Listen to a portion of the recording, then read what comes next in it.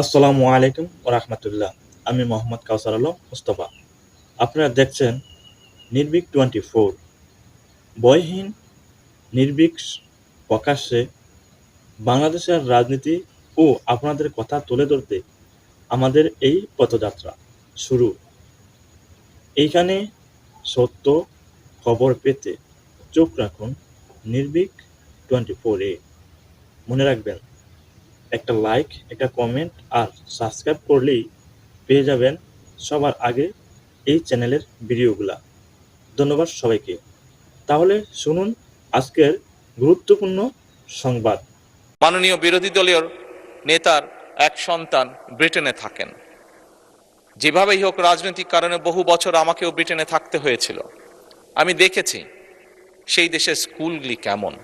যখন স্কুলগুলো দেখতাম, সেই দেশের স্কুলের বাচ্চাদেরকে দেখতাম, এই বাংলাদেশের একজন নাগরিক হিসাবে রাজনীতির সাথে জড়িত আছি বলেই খুব স্বাভাবিকভাবেই মনে হতো, আহা, আমার দেশের স্কুলগুলো কেন এমন হতে পারে না।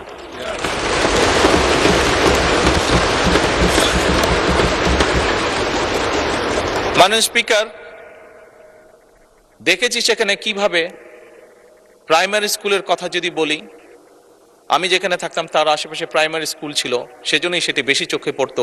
সকালে এবং বিকালে যদি কোথাও বের হতাম, দেখতাম যে বাচ্চারা যাচ্ছে, দেখতাম বাচ্চারা কি সুন্দর কাপড় চোপড় পরে যাচ্ছে, পায়ে জুতো, মোজা, সুন্দর শার্ট প্যান্ট, যার যেটি স্কুল ড্রেস সেটি পরে যাচ্ছে।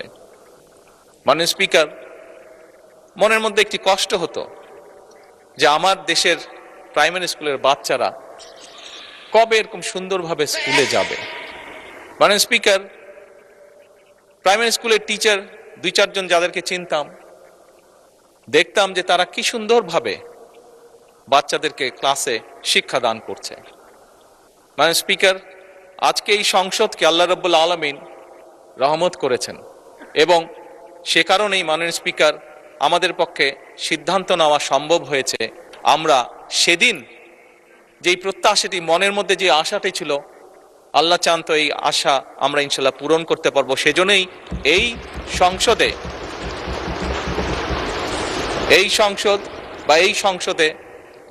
মাধ্যমে যে সরকার গঠিত হয়েছে, মাননীয় স্পিকার, এই সরকার সিদ্ধান্ত গ্রহণ করেছে এবং কাজও শুরু করেছে।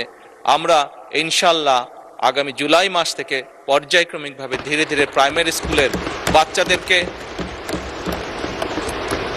স্কুল ব্যাগ দিব, পর্যায়ক্রমিকভাবে বাচ্চাদের আমরা স্কুল ড্রেস দিব এবং পর্যায়ক্রমিকভাবে মাননীয় স্পিকার আমরা বাচ্চাদেরকে জুতার ব্যবস্থা ইনশাল্লাহ করব। এখন আসুন, মাননীয় স্পিকার, বিরোধী দলীয় নেতা বলেছেন পরিবেশের কথা। কিসের পরিবেশ? শিক্ষাঙ্গনের পরিবেশ।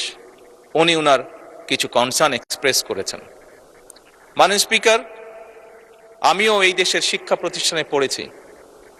90-এর স্বৈরাচার বিরোধী আন্দোলনের সময় আমি বেশ অনেকবার সেই সময় রাজনৈতিক ডামাডোলে শিক্ষাঙ্গনের মধ্যে পড়েছিলাম। 2-1 বার বেশ সিরিয়াস অবস্থার মধ্যে পড়ে গিয়েছিলাম। মাননীয় স্পিকার, স্বাভাবিকভাবেই আমি চাই আমার দেশের সন্তানেরা একটি সুন্দর পরিবেশে লেখাপড়া করুক। মাননীয় স্পিকার, সার্বিক বিশ্ব পরিস্থিতিতে আমরা দেখেছি বিশ্বের প্রত্যেকটি দেশ মধ্যপ্রাচ্যে যে ক্রাইসিস যাচ্ছে, যে যুদ্ধ অবস্থা, তার কারণে পৃথিবীর প্রায় প্রত্যেকটি দেশ জ্বালানির সমস্যার সম্মুখীন হয়েছে, যার তাপ হয়তো বাংলাদেশে এসেও লেগেছে। বাংলাদেশের মানুষ বেশ কিছুদিন কষ্ট পেয়েছে এটিতে। আমি বিরোধী দলের নেতার সাথে এই ব্যাপারে কম বেশি একমত। মাননীয় স্পিকার,